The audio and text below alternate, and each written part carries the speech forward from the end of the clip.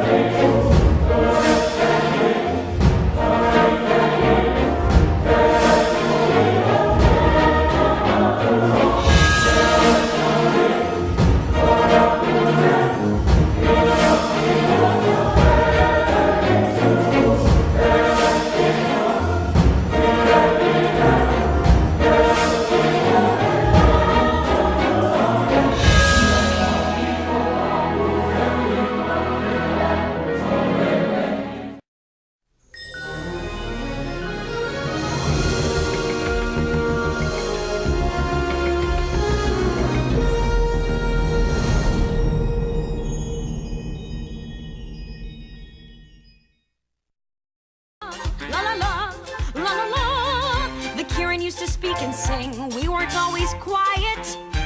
We told stories and funny jokes, most stand up was a riot. But then one day a fight broke out and hurtful words were said. Flaring tempers were inflamed, destruction quickly spread. And flaming red from head to head, it even burnt our bread. Sorry, I forgot how much I love rhyming. Where was I? Oh, right! My happy village lay in ruins, relationships got worse. Spoiler alert, we quickly learned that words could be a curse. No more talking, yelled our leader, the last thing said aloud. Into the stream of silence, we stepped as a crowd. The water cooled emotions, and peace was soon restored. But with no way to speak my thoughts, I got super bored. Seriously, there's only so long that Sudoku can keep you entertained. 'Cause rainbows won't light up the sky unless you let it rain. And shiny apples sometimes come with worms. No, you can't give up your laughter 'cause you're scared of a little pain. It's a lesson that the Kirin never learned. I was stuck in silent prison with the voices in my head, till I tripped over my salvation in a helpful flower bed. I found a cure to clear my pipes, and I became quite chatty. With years and years of stored up words, I drove my village batty. They didn't like my jokes and songs and daily dose of news. The plays I wrote, the speeches spoke, variety reviews.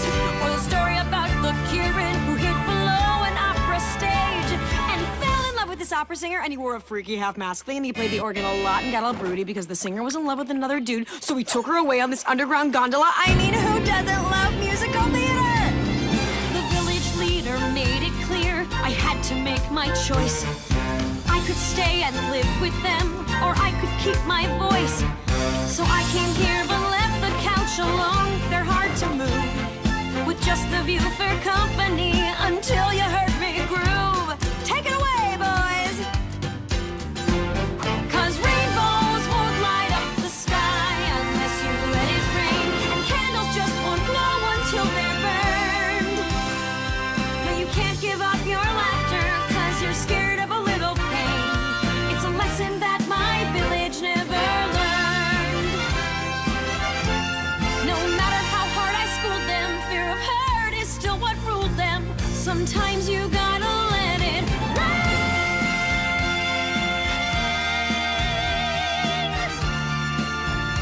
Yeah, sometimes you've gotta let it rain.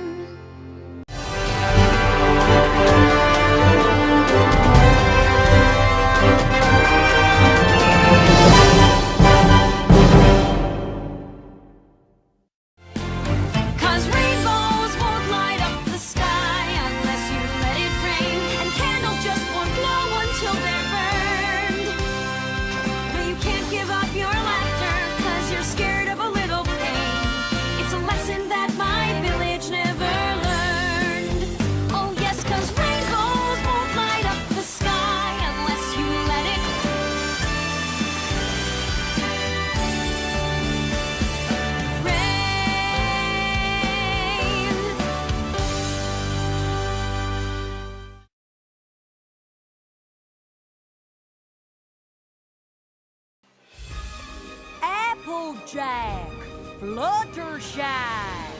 Chalk up this episode for one of the best of Season 8.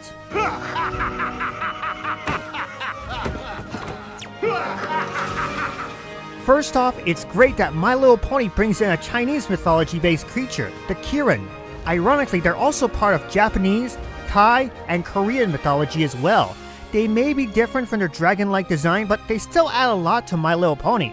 Hell, I wouldn't mind seeing more Asian-based mythology in My Little Pony. Even if it's not just friendship, it's magic, it still adds into a lot to the overall mythology of the series. Oh, what joy to talk with another creature. It's been so long.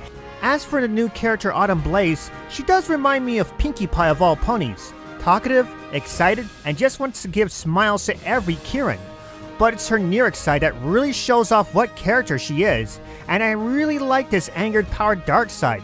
Kudos goes to Rachel Bloom for her performance. She did a great job with this character, and I hope she returns for Season 9. By the way, fun fact, I've met her at the San Diego Comic-Con.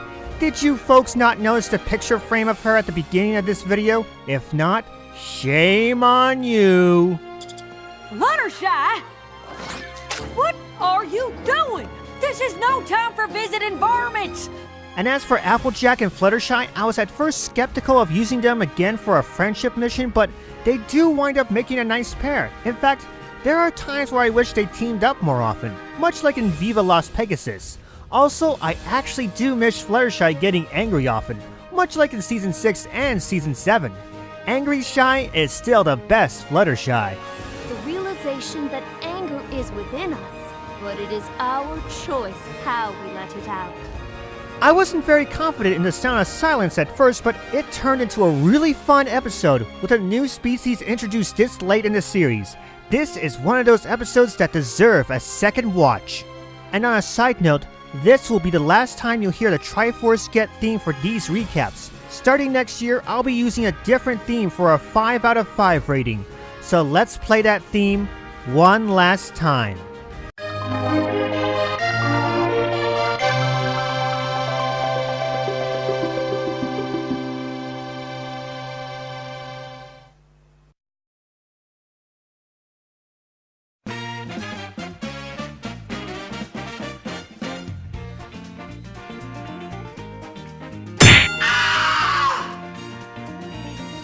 You'll thank me for this.